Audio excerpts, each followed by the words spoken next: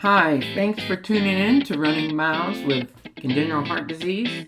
I'm your host, Josh. Just want to thank you for spending some time with me today, and hopefully this can help you improve your running, or it can improve your overall health and life. Um, I'm just kind of introducing myself, and hopefully, if we're a good fit, you can reach out and I can coach you through some races, as I am an ultra running coach. Also, I can do other types of races besides an ultra. We can do a marathon, 5K, or a 10K. I imagine if you are listening to this, that maybe you are planning on running a 100 miler, but maybe not. You just kind of listening to stuff, maybe, to get more information.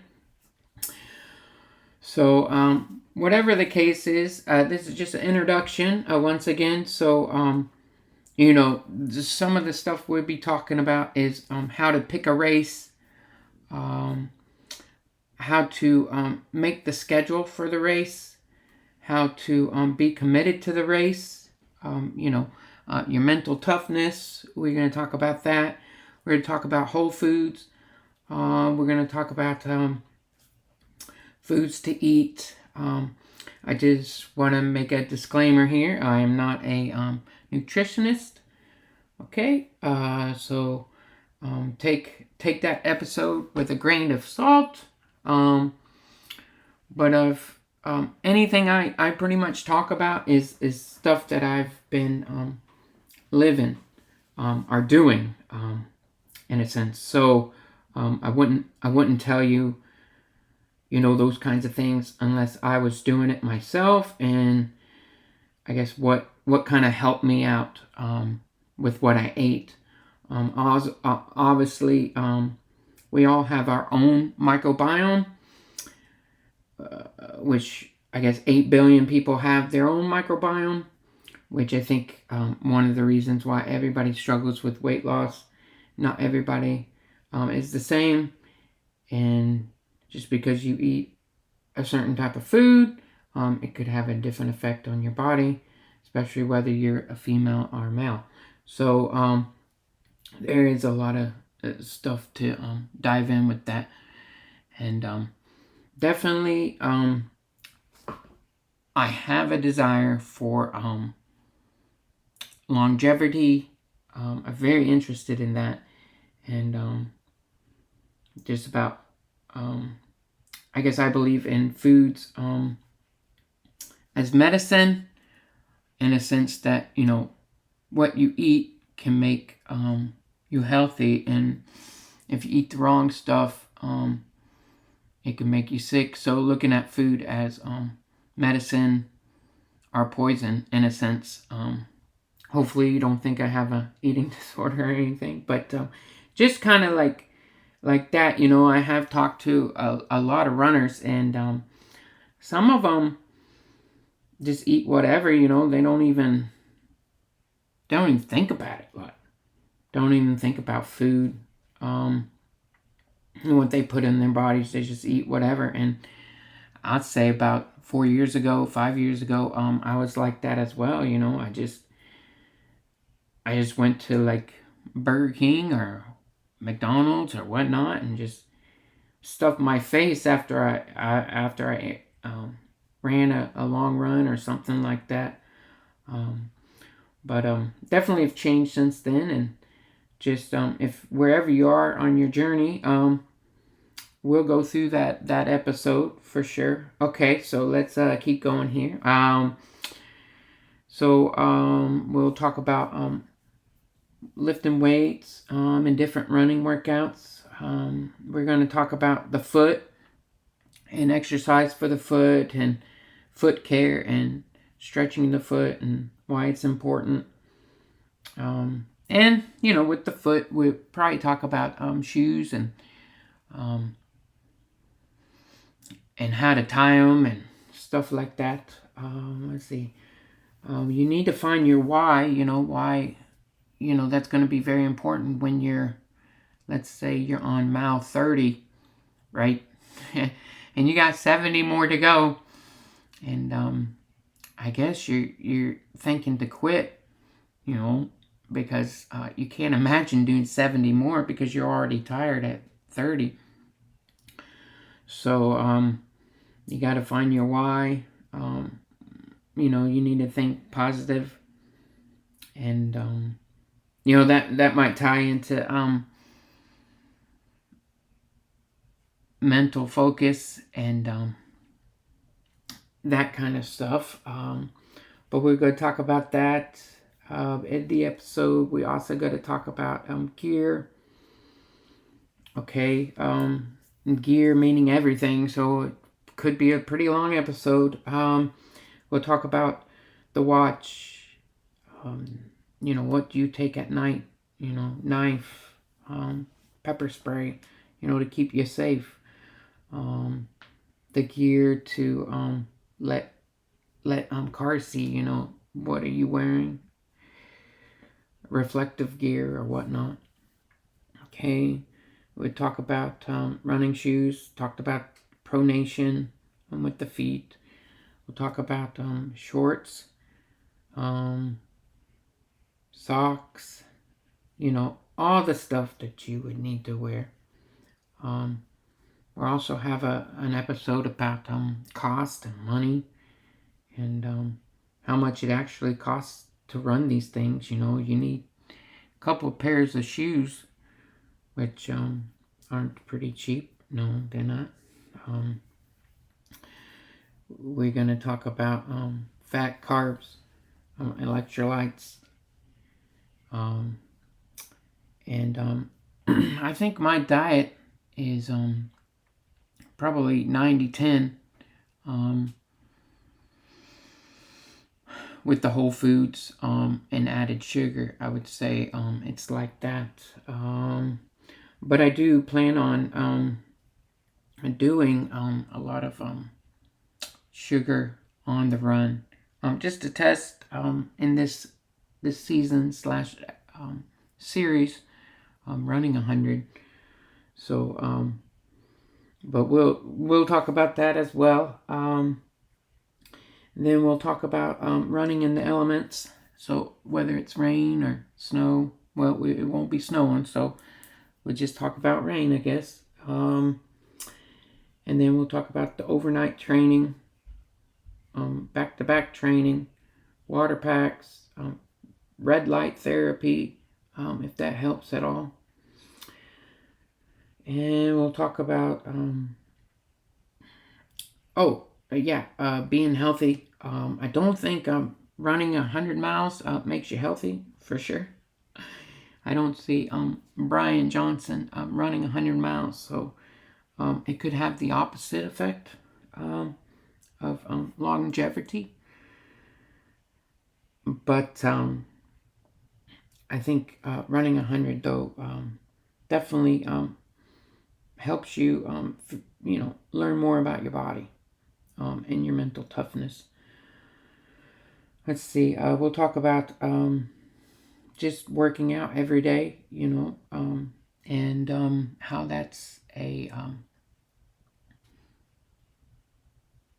you should do it every day, which is definitely hard to comprehend. But yeah, I just believe that you should work out every single day for the rest of your life. Like brushing your teeth. It's probably one of the best examples I could give, because I don't think people take showers every day. But I know everybody probably brushes their teeth every day. So if you compare it to that, obviously brushing your teeth is 2 minutes, but and I get it. When you work out for 30 minutes, you have to get ready to work out, which takes 30 minutes. Then you probably want to take a shower after you work out, which could take 30 minutes. So then you're looking at an hour and a half, which takes a long time, for sure. But yeah, I would say you should try to work out every single day for 30 minutes if you could get in that habit. it would help your longevity. So let's see. We'll talk. Like I said, we'll talk about the cost of the race, and we'll talk about before the race, and we'll talk about after the race, and what I messed up on, and maybe what I believe helped. So once again, if you want to reach out for a plan, and be happy to get you a plan for whatever distance you're running. We can do that for you. If you just went to runningmileschd at gmail.com, you can just email me, and we can come up with a plan, and we can also do some Zoom calls, and then we can go from there. If you would like a running coach, be happy to help you. Okay, and we could see if we're a good fit or not. I did want to talk about congenital heart disease for just a little bit. I'm not a physician, and I also am not a nutritionist. So just want to put that out there, and I would always find a cardiologist before you begin if you do have any kind of medical condition with your heart. Okay. I was born with congenital heart disease, with a hole in my heart, and had that repaired. Then I also had a VSD repair, and currently I have an oversized heart and a valve leak. And I'm not too sure if that is why I'm so slow, or is it, I've seen some groups on Facebook where there is some slow runners out there. So yeah, always curious about that, but I've never had like a test done for that kind of stuff, to see if there's something with the oxygen that I'm getting when I'm running or something like that, that maybe it's leaking or something like that. But yeah, I mean, I average probably a 12-minute mile. And if I'm like really running awesome, it's like 11-minute mile, which would be probably the best that I could do.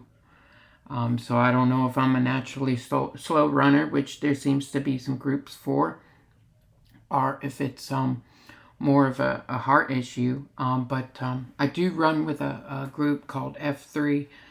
You can go to f3.com, and it is just for men. So if you're a lady or a woman listening to this,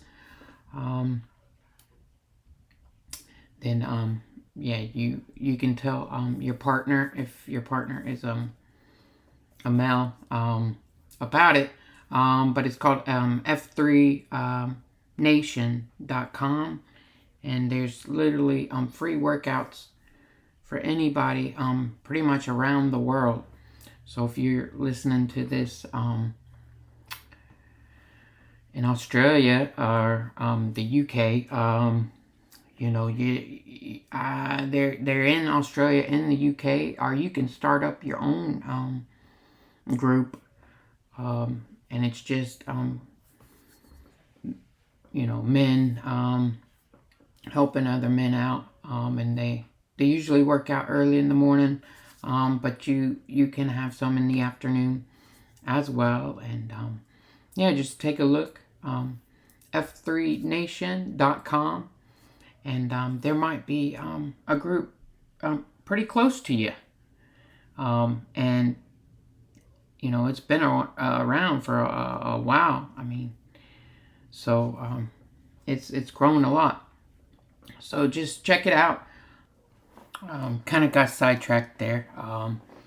But what I was trying to say is that, so I run with some, I guess, people that work out as well. with the F3, and I can't keep up with those people, and those people, I guess, have regular hearts. So I don't know if it's because of my heart disease, or if it's because I'm just naturally slow. So yeah, but definitely compared to my peers and somebody that's always working out, I definitely can't perform, I guess, like them. So, they're like 9 minutes a mile. Um, like they feel bad about a 9 minute mile sometimes. And I'm always like, oh my gosh, that's amazing. But they're like, ah, crap, I had the worst run. It was only 9 minutes a mile. And I'm like, oh my gosh, that's like so great. So it's definitely, you compare that kind of stuff. But, also my heart rate is always like, pretty up there. It's like, 146, 156 beats per minute when I'm running. I seem to always be in zone 3 and zone 4 when I'm running. If I was to try to get to zone 2 or zone 1, I'd have to be walking, because at that point, if you're going like 15 minutes a mile to get into zone 5 or 4, you might as well be walking at that point. So I find it hard to actually train in the lower zones, because I guess my heart always seems to get up there with 12 minutes a mile. My heart's always in zone 4 or zone 3. Probably zone 4 I pretty much average the most. But we talk about the zones. If you don't have heart disease and you have a regular heart, I don't mind coaching you as well. And we can talk about different workouts, different zones, easy runs, and all that good stuff. Just kind of wanted to give an introduction, see if this is something that maybe you'd want to listen to the whole series or not. But I appreciate you listening this far. I will try to put a topic of what I'm talking about for that episode, so we don't waste any of your time. Maybe how to pick a schedule or picking out a race, and that's not an issue for you. So maybe you could skip over that episode and pick out something different that you have been struggling, and hopefully something I say can give you the information that you need to step up your game and get you to the finish line. So that's what it's all about. And hopefully I can give you just some great information for you to take on your running journey. And once again, my name is Josh, and I appreciate you listening to this. And remember, you can reach out if you did want to get a racing schedule, or picking out a race, or just want me as your running coach. I'd be happy to help you. And you can do that by visiting or emailing me at runningmileschd at gmail.com. Once again, that's runningmileschd at gmail.com. Just send me an email, and I'll get back to you, and we can set up some stuff, and we can chat and see if we're a good fit. Obviously, personalities, and all that kind of stuff. You want to you want to make sure that your running coach is a good fit. So you know, we can talk a little bit. I can give you some advice, and then if you're like, okay, yeah, you know, I think we kind of click a little bit, then we can move forward with maybe some more training, coaching, and whatnot. So all right, yes. So I'm also training for a 100 miler. So this is also kind of like a documentary of running 100 miles. So my first long run is going to be 10 miles, so not very far, and a little bit different from a marathon, where most of the time, if you're running a marathon, you will stop at anywhere between 18 to 22 miles will be your longest mileage, right? So with ultras, you know, it's really hard to go up to 80% of your mileage. You know, somebody's not going to run up to 75 miles or 80 miles and then taper off. Usually, or what I'm going to do is my longest is going to be like 35 miles, which is nowhere near the volume of 100. quite the opposite. But you know, time, and for me, I am naturally a injury-prone runner. So I'm always getting injuries and stuff, and we're gonna have an episode on that. But my schedule is looks about 21 weeks, and I've made the schedule, and I have some tapers in it. If you don't know what a taper is, like low mileage and then high mileage. And yeah, I mean the highest mileage I'm going to have at one time would be 35 miles. But you know, I got some back-to-backs that are going to be, you know, 25, and should probably do 26. Just say I ran a marathon back-to-back. So you got some days, I have some days where I do back-to-backs runs, and then I have the longest 35, just because I'm such a slow runner, you know. The 35 miles is going to take me probably 7 hours, 8 hours.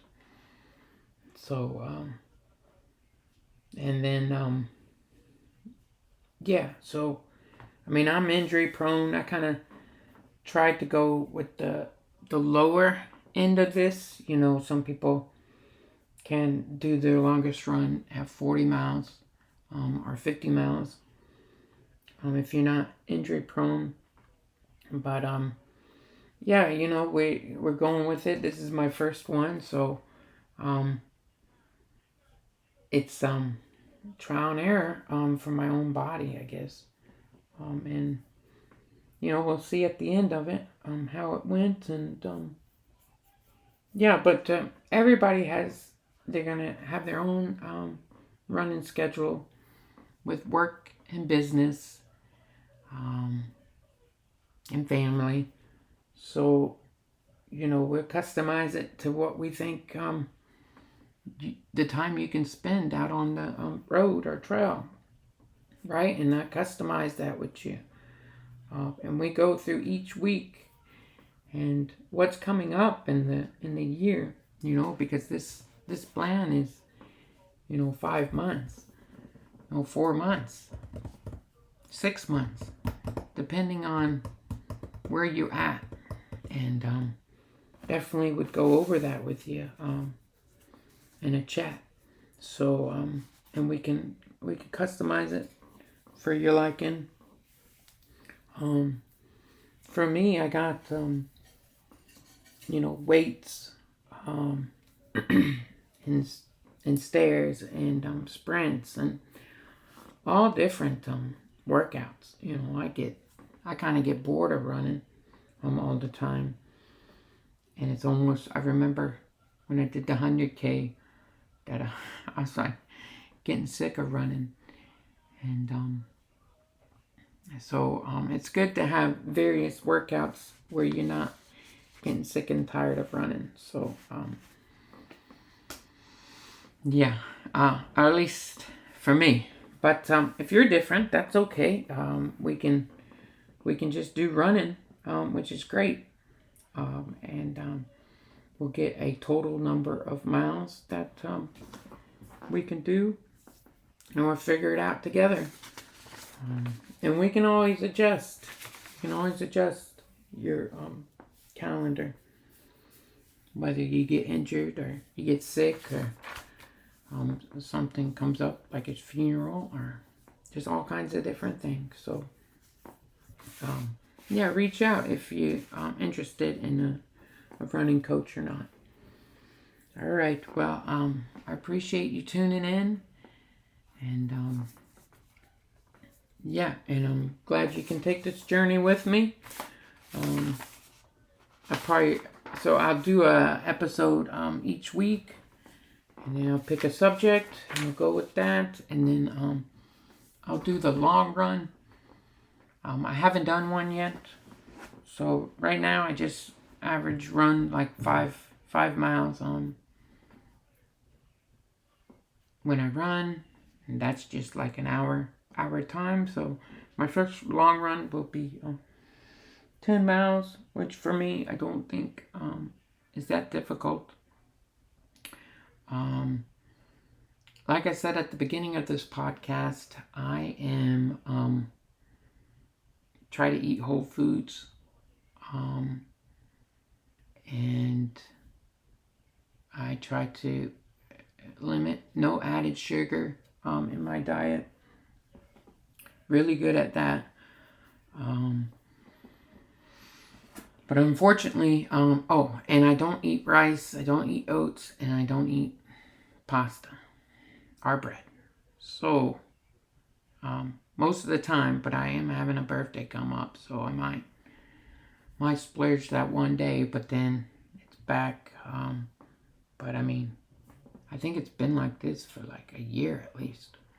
So since I do that, I'm like probably 60 grams of carbs or 70 grams of carbs a day. I'm not, because I eat fruit and vegetables. I'm not in keto. So I kind of above that because I kind of follow Zoe. They like, you need to eat so many whole foods for the gut. So I kind of try to eat like 35 different whole foods a week. Try to get plenty of fiber. And yeah, so anyways, the reason I'm telling you this is because I'm going to have to go. I think I'm going, with my training, I'm going the opposite. So I got tailwind, and I'm going to try to get probably 60 carbs per hour, or work myself up to 90. And I plan on doing 1/4 cup of blueberries and dried blueberries and raisins, right? And then 1/4 cup of nuts, potassiums, and put that in a bag and eat that every hour. Plus, I'll be drinking probably 30 grams of carbohydrates, because one of the salt shackets is 50, so maybe 25 then. And hopefully I'll get, with that, I'll get the 60. And I don't know if I'll be able to use that for the first training block, because 10 miles is only going to be 2 hours. And so I don't know if you really need the fuel for that. Or at least I don't. I could probably do that without any water or any food, and just come back and eat. But we'll see. And then I don't do the protein shakes, because protein shakes are processed. And yeah, and I do plan on doing the protein shakes to get some more protein. So definitely doing this 100 miler is going to be different than the lifestyle I live right now, because I'm all about whole foods and stuff that doesn't have any other ingredients in it. It's just like carrots, kale, spinach, just one ingredients, so it's going to be different in that aspect. So like I said, it's kind of like the opposite of longevity, running 100, because it's hard to imagine eating whole foods for the whole entire race. And how are you going to carry all that food, especially in the heat? So that's the game plan, to just stick with the raisins and stick with the nuts, and then the tailwind. I did look up some products in my races from previous past. I did try the zero sugar stuff, and that would like knock me out. So even for my microbiome, I wouldn't recommend that. But maybe it works for you, which is great. But for me, it didn't work. I've never tried Tailwind, except for, I never tried it before. But it's on the path that I want to try.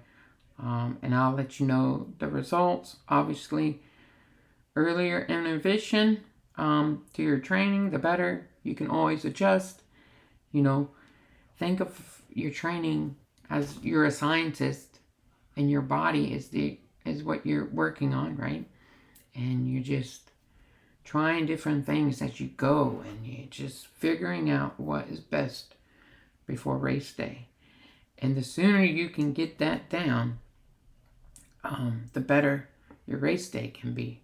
So I do have a plan for what I think is going to work, right? But you don't really know until you get out there on the road. Also, I did want to mention that I do plan on going back to the whole food diet, which would be the 50 to 70 carbs per day, or maybe 80 carbs a day diet. So, but I did read about I'm supposed to get like 450 carbs the day before my long run. So that's a whole lot, man. And I don't see you getting that unless you're eating like oats, beans, and lots of it. So we'll see what happens during the long runs. Hopefully I won't have to do 2 days of heavy loading on carbs. So it's just trial and error, and I'll let you know the results. And the episodes coming up about all of that. I don't want to hide anything, and I want to be transparent with y'all, and yeah, I don't want to lie about anything, and I will let you know what I struggle with and what didn't work and what works, and hopefully that can help you in your running journey. But I did want to start this out with you knowing what I do. So I don't know if we're on the same page or not, or if you just eat whatever and then you go out running. And maybe you can do that. But for me, I can't do that. I don't know if it's the heart issue or what, but I have to eat really clean to feel healthy and to run. You know, I feel the impact on the stuff that I eat right away. And I guess there's runners out there that don't feel any impact when they eat something. So that's pretty amazing if you don't. But yeah, we'll see how it goes, and I'll let you know, and I'll keep adjusting my stuff, and hopefully I can find out something that works really well with my long run. Obviously, I think we can all agree that you strive to have the best feeling when you run. You know, you don't want to feel bad when you're running, right? And whether that's electrolytes, protein, the foods you're eating, all that stuff, and your GI issues, you know, your gut, you're training your gut, you're getting all that stuff, and you want to be ultimate, you want to be feeling good, and I think we can all agree that that's what we want, is an awesome run. We don't want to feel like crap, right? So hopefully I can figure something out for somebody. If our gut microbiome is almost the same or something, but those are all different, so maybe something that works for me is not going to work for you. But kind of wanted to let you know where I'm starting from. Okay, and yeah, okay, thanks for listening. I'm done now talking, and I think next episode we're going to talk about picking a race, and that will be next week.